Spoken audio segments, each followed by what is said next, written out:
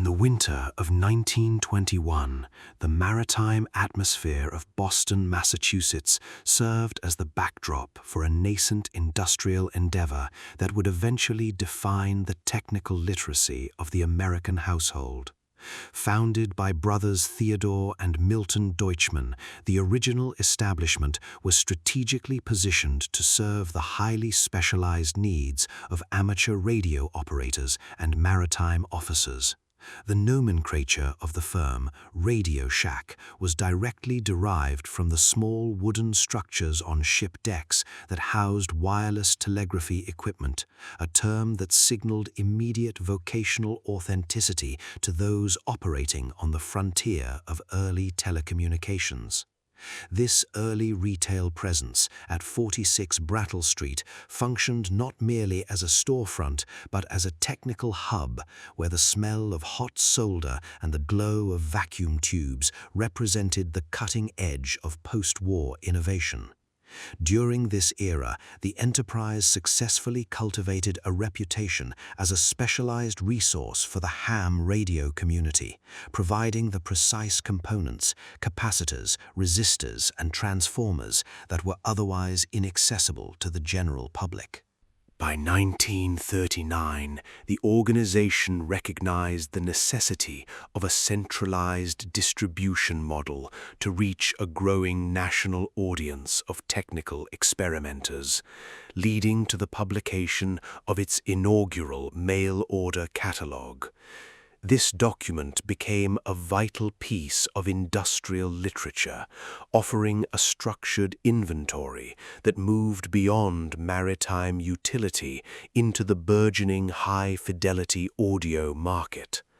The catalog allowed the company to transcend its regional roots in the Northeast, establishing a logistical network that bridged the gap between metropolitan manufacturers and rural hobbyists. As the 1940s progressed, the brand became an essential supplier for the primordial makers movement, where the American dream was increasingly expressed through the assembly of complex machines and the mastery of invisible airwaves. This period of expansion was characterized by a meticulous attention to technical documentation, ensuring that every customer received the instructional support necessary to navigate the complexities of radio theory and electronic maintenance. The post-war economic boom of the 1950s catalyzed a significant strategic pivot toward the consumer high-fidelity music market, culminating in the opening of the nation's first dedicated audio showroom in 1947. This facility allowed consumers to compare amplifiers, speakers, and turntables in a controlled environment, demystifying the technology for the burgeoning middle class. In 1954, the company introduced its Realist private label brand, a venture into vertical integration that sought to provide high-quality audio equipment at a more accessible price point than national competitors. Although a legal challenge necessitated a change of the brand name to Realistic in 1956, the move established a precedent for house brand dominance that would remain a cornerstone of the firm's operational philosophy for decades. This era was marked by a transition from serving purely vocational needs to addressing the leisure time interests of the American family, positioning electronic excellence as a hallmark of the modern household. Despite its success in establishing a technical niche, the organization faced severe financial instability by the early 1960s, a period of decline characterized by significant uncollectible debt and shifting consumer habits. In 1963, Charles Tandy, a visionary businessman from Fort Worth, Texas, with a background in the Naval Supply Corps and the family leathercraft industry, identified the latent potential in the struggling 9-store chain. Tandy acquired the nearly bankrupt company for approximately $300,000, immediately implementing a radical restructuring plan designed to apply the principles of hobbyist market consolidation to electronics. He recognized that the same psychological drivers that fueled the leathercraft market, the desire to build, repair, and understand, were universal across the technical landscape. This acquisition marked the beginning of a transformation that would relocate the heart of the company from the historic streets of Boston to the industrial hub of Texas, setting the stage for a national retail expansion. Charles Tandy's operational overhaul focused on the Main Street approach, moving away from large, centralized urban storefronts towards small, highly efficient retail footprints located in high-traffic shopping neighborhoods and emerging suburban malls. He systematically reduced the inventory from 40,000 items to approximately 2,500 high-velocity stock-keeping units, focusing exclusively on the 20% of products that generated 80% of the revenue. By eliminating third-party national brands in favor of lower-cost private label items like Realistic and Micronta, the company achieved superior profit margins while maintaining technical authority. This period saw the institutionalization of entrepreneurship, where store managers were encouraged to take an ownership stake in their locations, ensuring that every little hole in the wall functioned as a community-driven technical resource. The expansion was relentless, with new outlets opening nearly every working day across the American landscape. The mid-1970s represented a cultural and financial apex for the brand, largely driven by the sudden explosion of interest in Citizens Band or CB radio.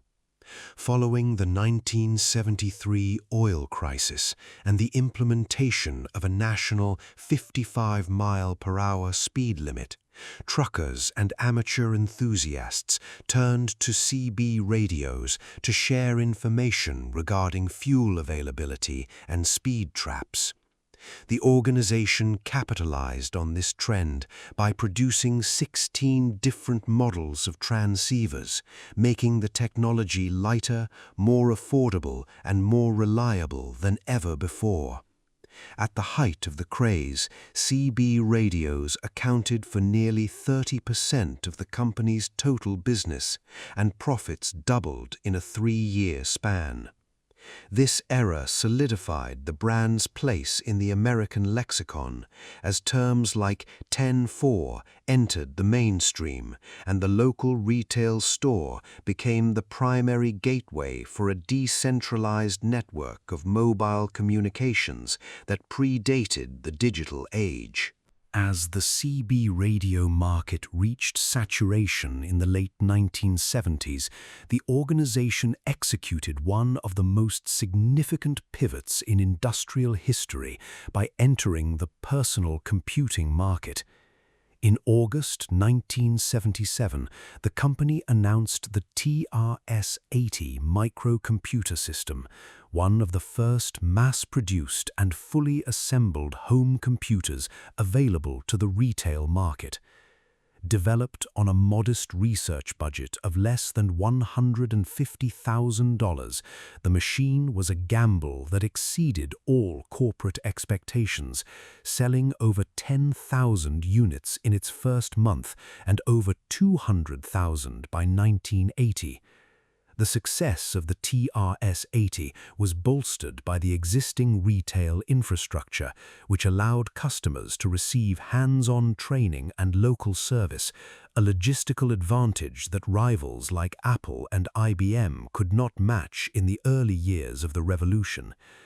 This development transformed the brand from a parts supplier into America's technology store, a place where the futuristic concepts of digital logic were made tangible for the average citizen.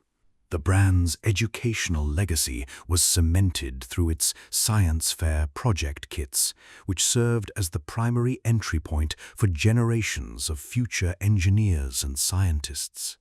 These kits utilized innovative spring terminal technology, allowing young people to build functional circuits ranging from AM transmitters to burglar alarms without the requirement for soldering. By providing a structured and tactile learning environment, the company demystified the principles of electromagnetism and computer logic, fostering a maker culture that valued technical self-sufficiency. The lab books included with these kits were often written with a PBS-style clarity, guiding the user through experiments that turned abstract theories into audible sirens and glowing lights.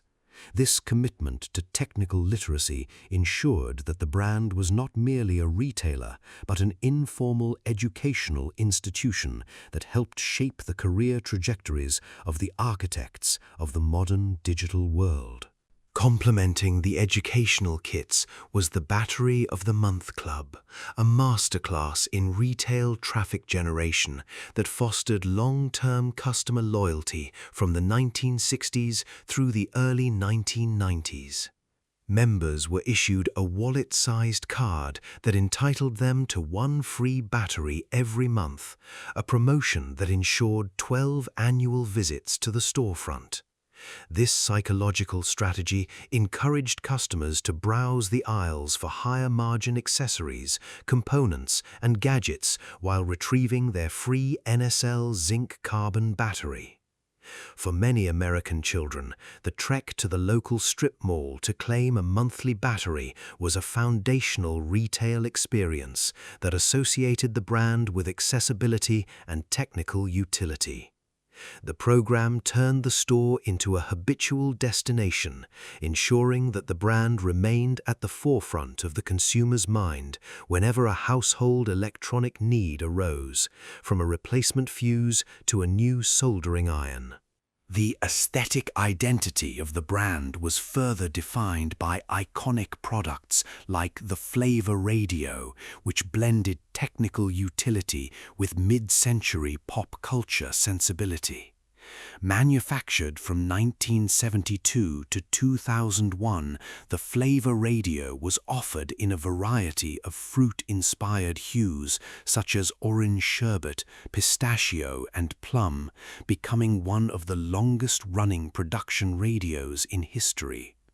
These portable AM transceivers represented the democratization of consumer electronics, offering a rugged and colorful design at an affordable price point of less than $7. The success of the Flavor Radio demonstrated the company's ability to identify and exploit aesthetic trends, bridging the gap between the utilitarian focus of the ham radio era and the fashion-forward demands of the modern consumer. For millions of Americans, these small, vibrant radios provided a personal connection to the news and music of the day, serving as a reliable companion in the kitchen, the garage, or at the beach. By the late 1980s, the parent corporation had evolved into a vertically integrated industrial powerhouse, ranking as the world's largest manufacturer of personal computers. The company operated 34 manufacturing plants, with 28 located within the United States, producing everything from store fixtures and plastic molding to sophisticated microchips and software. This manufacturing prowess allowed the brand to control every aspect of the product lifecycle, eliminating middlemen and ensuring that nearly 50% of the inventory sold in stores was produced in company-owned facilities. Subsidiaries like Tandy Wire and Cable and O'Sullivan Industries formed a comprehensive supply chain that supported the brand's logistical dominance. In Fort Worth, the company's presence was anchored by an 18-story headquarters that signaled its status as a titan of American industry, capable of competing with global firms on both technical and operational fronts. The visual presence of the brand was characterized by its ubiquitous placement in American strip mall architecture, typically utilizing inexpensive wood frame or cinder block construction with flat roofs and stucco finishes. These mini-malls provided convenient access and easy parking, mirroring the efficiency of the Main Street strategy implemented by Charles Tandy. Inside, the stores featured a distinctive aesthetic of wood slat detailing, beige terrazzo flooring, and lacquered blonde wood seating, creating a professional yet approachable environment for technical exploration. The shelves were densely packed and meticulously labeled, signaling a parts-first philosophy where the customer could find a single resistor as easily as a complete stereo system. This architectural consistency ensured that a customer in Oregon would have the same familiar experience as one in Florida, reinforcing the brand's status as a reliable and ubiquitous feature of the American retail landscape. Professionalism was a non-negotiable standard for the staff, who were required to adhere to a strict dress code that emphasized technical authority. Prior to the late 1990s, store employees typically wore buttoned-up white or blue shirts, often with ties, and dark slacks, a uniform that projected a clinical and knowledgeable persona. Facial hair was strictly regulated, and the use of name tags was mandatory, fostering an environment where customers felt confident seeking advice on complex electronic repairs. This professional hobbyist look was essential in maintaining the brand's credibility as a source of expertise, distinguishing it from the general sales staff of larger department stores. The employees were often electronics enthusiasts themselves, recruited from the same pool of hobbyists they served, ensuring a shared language of technical inquiry and problem-solving that made the store a hub for collaborative innovation. The industrial heritage of the brand included significant contributions to the military and professional sectors, with company-made components appearing in everything from mobile phones to equipment used in powered space missions. The precision manufacturing standards maintained at the Tandy factories ensured that house brands like Realistic and Micronta achieved a level of performance that rivaled more expensive national competitors. For instance, the Tandy Mach 1 speaker system, introduced in 1977, utilized ferrofluid-cooled voice coils, a technology developed for the space program, to deliver high-fidelity sound that could handle the high-wattage demands of modern rock and roll. This ability to translate advanced aerospace engineering into affordable consumer goods was a hallmark of the company's technical vision, demonstrating a commitment to industrial excellence that resonated with the patriotic and industrial values of its American audience. However, the strategic focus of the organization began to shift in the 1990s as the personal computer market moved towards standardized components and low-cost global manufacturing. In 1993, the company began the process of restructuring by divesting its manufacturing divisions, selling its computer operations and house brand trademarks to external firms. This legacy transition marked the end of the vertical integration era and the beginning of a period where the brand would increasingly rely on third-party products. The shift was intended to cut costs and provide a wider selection of name-brand electronics, but it also eroded the unique profit margins and technical identity that had defined the company for decades.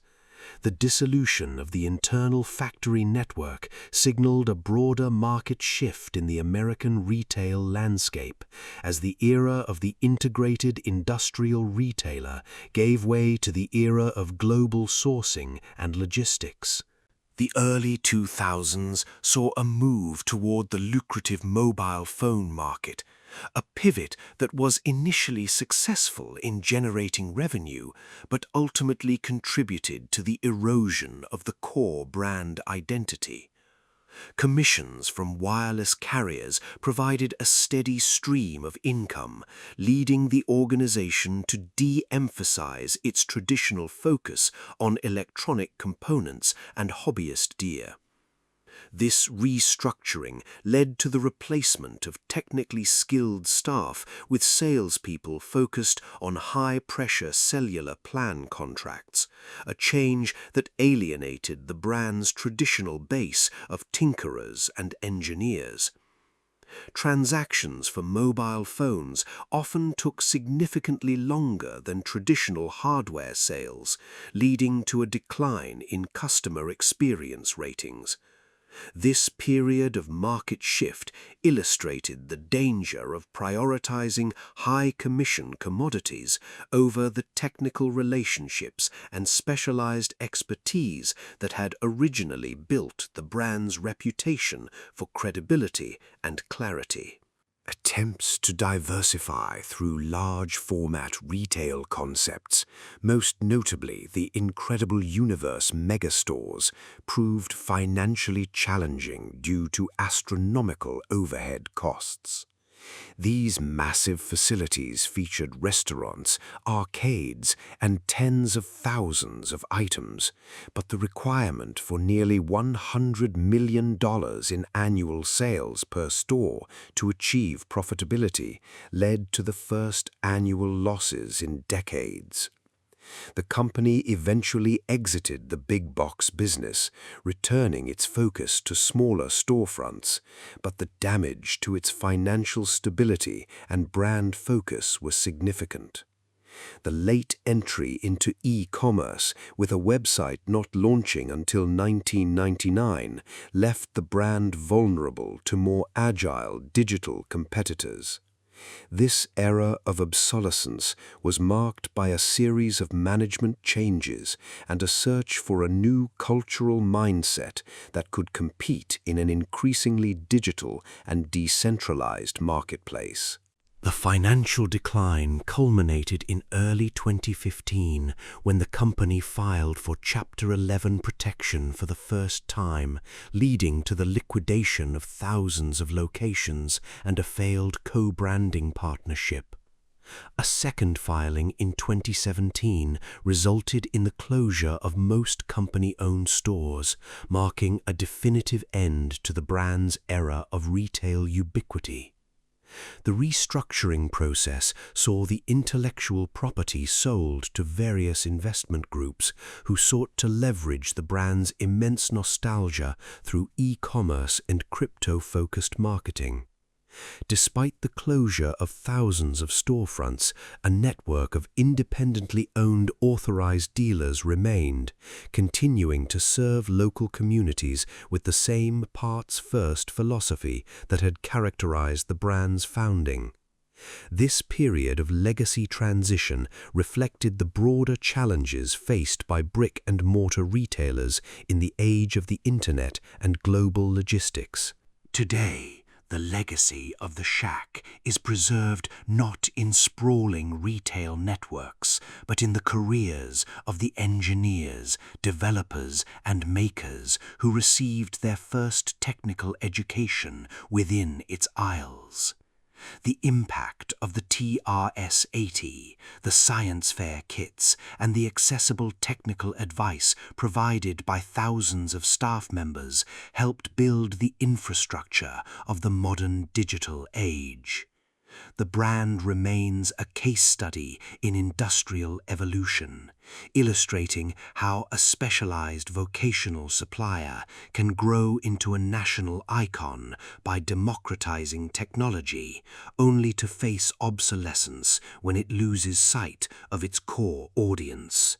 The story of the brand is inextricably linked to the American dream of technical mastery and the industrial heritage of a nation that valued the ability to understand, repair, and innovate within the household and the workshop.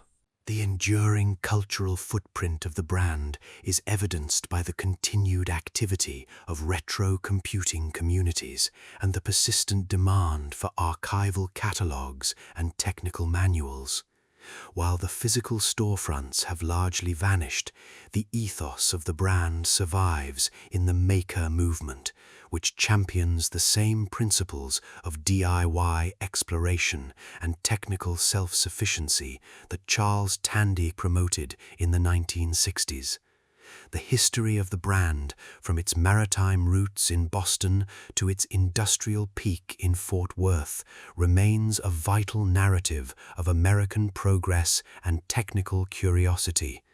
As a legacy brand, it represents a moment in time when technology was a hands-on experience and the local store was the primary gateway to a futuristic world of invisible waves and digital logic, leaving a technical and cultural inheritance that continues to resonate across the American landscape.